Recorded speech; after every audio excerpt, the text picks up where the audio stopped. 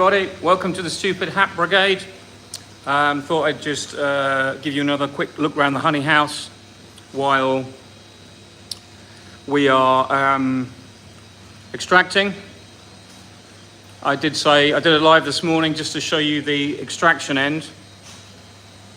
So I did it live this morning to show you the extraction end. And we've obviously got the honey coming in. We decap it here without getting honey all over our hands by just touching it. We basically decap the honey here, and then it goes through the decapping machine. All the dross and stuff falls down then into the hopper. And this is where the next machine takes over. So this is the rotary decapper here with the motor on the side that drives it all. It's actually pretty smart. It's got an omni drive, or opti drive, which actually picks up resistance on the motor. So if you get a frame jammed, it knows when to turn the machine off or just to pause it. So you can just sort that problem out without incurring any damage. So the honey, the machine rotates like that. You've probably seen that before. And then the frames arrive out on this side. So there they will drip there while we then check them for anything that hasn't been decapped, and we will scratch it out with the scratcher, if that's any help to you. There is a bit of manual work here. It's not just sticking the machine, it does it all. You have to feed the machine. So that's one part. I wanted to show you the other side this afternoon. I wanted to show you the wax press. So this is the Honey Rocket 250 wax press from Paradise Honey. There's the label there. I don't know if you can zoom in and see that. That's what that machine is. And just to give you some idea what it is, it's a rocket. In other words, they call it the rocket because it's vertical.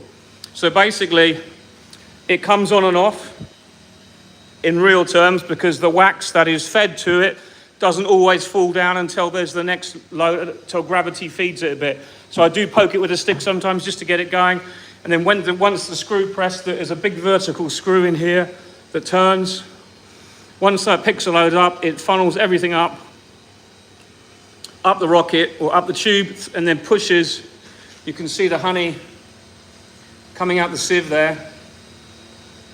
And there's two levels, so you get quite good control. And both of these trays are removable, so every now and again, you need to scrape them to keep the holes clear, so that the honey drips through and then it's filtered as good as.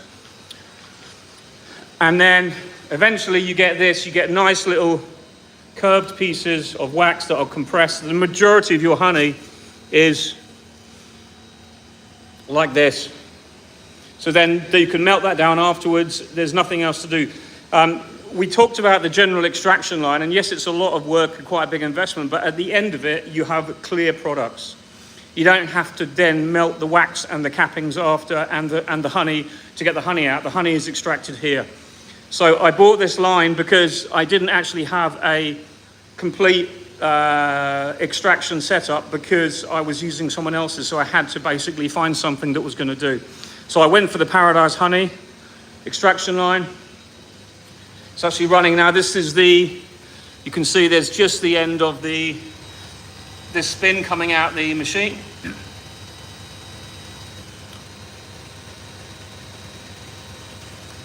So this is the 54 frame extractor, but it actually takes 60 frames at a time because my frames don't have any shoulders on them. So I spin them and I just put a little gap between them, but my gap can be a little bit less, so I can get 3 or 4 more each time I spin it on each frame. So I have three kind of holders for the frames in there. And when they're all loaded, that's 60 frames, I then run it, which is what I'm doing now. So obviously I've run that before. That's all the frames that have just come out. They're now going to be stacked in boxes that I'll bring down from here. So the whole thing is, as you can see, quite a machine. When combined, you can do a lot of work with it. So this is the honey coming out. Where does it go? So we get the honey coming from all the drips on the tray here. You can push this along if you want, but it does make its way. That then feeds into the press. And then that all drips down there into the press and comes out the other side that I've just shown you. So that's one source of honey going into the sump. Just trying to explain this. So that's one side, that's the decapping side, and then that comes out this pipe over here. You can see it's just coming out really slowly, and that's exactly what you want. So I don't have the two baffles in this tank, and the reason is because I just pump the honey into the barrel, and if you look, I've got my Apitherm melter, or potato masher we call it. That warms the tank, the barrel, to about 40 degrees, just gently. And then when the barrel is full, I then skim off the top, and the honey is really clean. Because there's not much, in relation to what's in this sump now, there's actually not that much wax and debris. It's pretty clean. So let's go and look at the pump.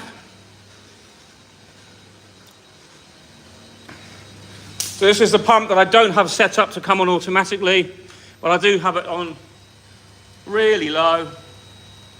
And you can see immediately the honey is starting to be pumped up into the barrel. And we'll see it here any second. And this is what I generally do. There we go. So there's about 60 kilos to pump up at the moment. I will just wait till that goes into the barrel. Started a new barrel a few minutes, well, maybe about 2 hours ago. And if I just lift this up, you can see there you go, there's my heater. And as well as heating that, when you start off a barrel with a plastic bag in a barrel liner, the great thing about these Apitherma from Sweenty is they actually help shape the bag at the bottom. So it holds the bag in straight, otherwise the bag can go in lopsided. And it also means that the bag doesn't get melted by the element. And what happens is the element might actually touch the bag, but because there's honey all around it, once it's covered and it's only going to a very low temperature, it never damages the bag, which is really good. So I pump that up from the pump. That comes from the sump. The sump is, as I just said, has got two sources. One's from the extraction machine and one's from the extraction, the decapping side. So there you go. More nice wax press there. It all takes time. As I said before of this morning's live, the warmer the room, the better everything flows. So this table is actually slanted that way. So this is your drip table where things might drip. Some of the honey will come off, not a problem, before I load it into the machine. When it's in the machine, it's spun. After it's spun, it comes out here. Then I get the frames, and then they will go back in their corresponding boxes. As I said before, you can actually see it now. These are the old frames that were cycling out. And that's what causes the problem in most cases with the decapper and the decapper head. You can see they're just that little bit bigger. And the whole idea is we're going to cycle them out. They're years old. And this is actually made for Langstroth, but it's the same side. It's been adjusted. They've actually put a shim there so that this machine, or this rack at the back, was made for the Dadant. So why have I got frames stacked here, sitting there doing nothing? These are frames that were broken in the field. And what we do is we hacksaw that off neat, and we put a screw in. And when you put a screw in the middle, it basically means you can use the frame again. I don't know if I can see one, because sometimes there's one that's been done twice. Still, there we go. And that's another little thing we do. That's another job to do later in the year. So now I've got to clear all these frames off of here, put them back in their boxes. Just keep an eye on that. That's filling up nicely. There you go. You can hear the machine is just about finished. It's got a great cycle on it. It actually feels the resistance on the machine as it turns, and it knows when it's heavy and when it isn't, and it speeds up accordingly. And often I run the machine twice, but that's usually more than enough. So you can see I'm pumping up the honey slowly. I will use a sieve sometimes to sieve out some of the debris here, but whether it's here or whether it's on top of the barrel, we clean it all off and it comes up beautifully. It's all about heat. And if you have a honey house that is warm, you will have no problem because everything flows when it's warm. And I suppose you would say that's kind of filtering everything through, but the warmer the honey house, the more unpleasant it is to work. We are, we're 25 degrees now. And often that'll go up to 28, 30 just by having the machines running, because we've got this running, that's using, I think 2,000 watt maximum when it runs, but obviously when it's warm, then the heat will come out the side of the barrel. We've got the extraction machine itself. We've got the honey rocket. We've also got the extraction line. This actually gets quite hot because it's a big motor. That gets quite warm. That runs the cams and the decapper. And everything basically gets quite warm in here. So you need to be sure, but it is a good thing. It needs to be plenty to drink when you work in here, because these walls are 60 mil insulation and the ceiling is 80. So that's what I did when I built this honey house. It's technically a cold room with these doors, all this kind of stuff. So they're all sealed doors, and when you basically come in, it's a sealed environment. So much so that I've got a dehumidifier running permanently. I've just emptied this morning.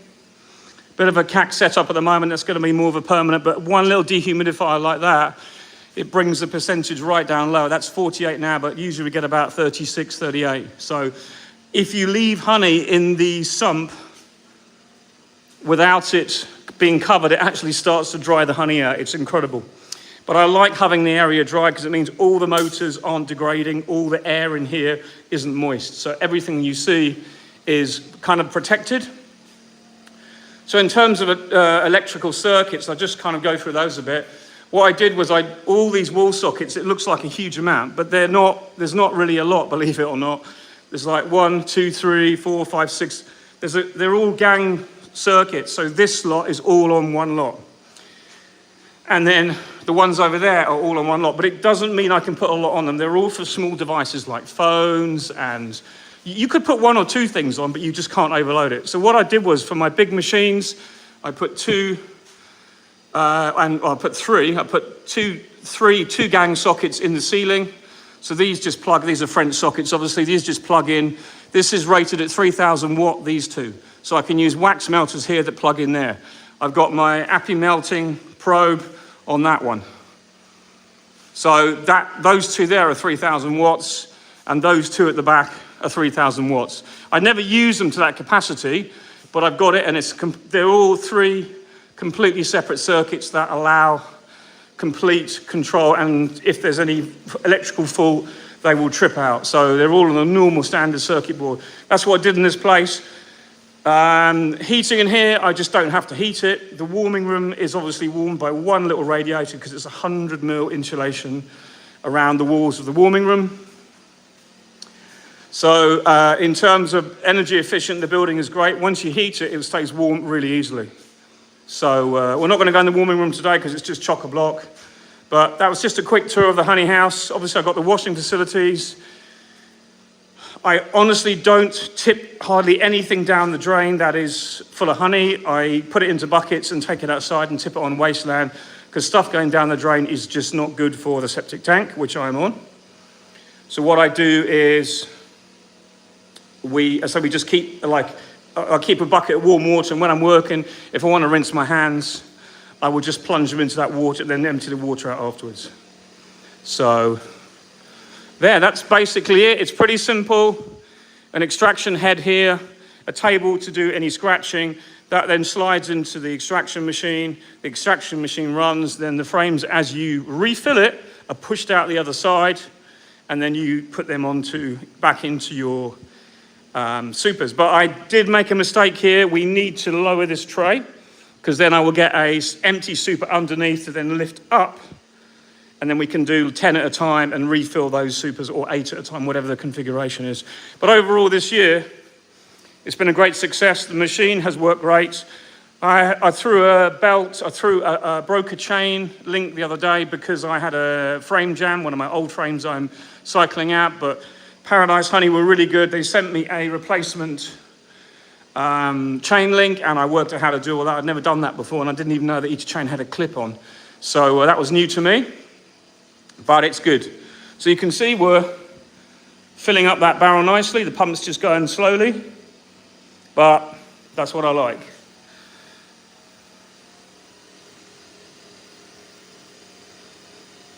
I imagine we'll fill this today and be on to another one tomorrow. So if I'm doing 1 barrel every 6 hours, 7 hours, that's pretty good going. I'm probably going to have another 4 or 5 days extraction and I should be finished.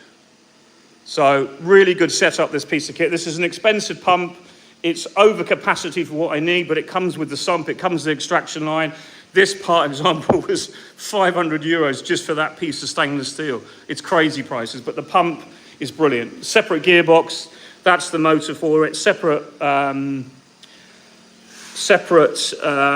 Invertech drive again. So if it gets jammed or something like that, it's a lot of money to set yourself up with, but the idea is it will last me for years and years and I won't have any problems.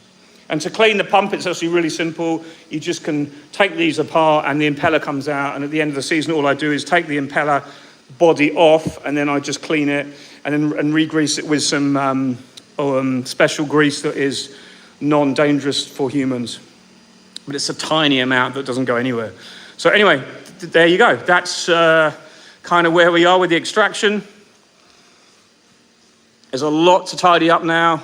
There's a big clean coming for the end of the year, and I'll be looking forward to get that done.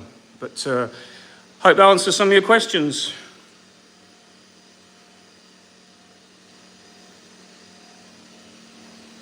But it's always a bit of fun to show people around.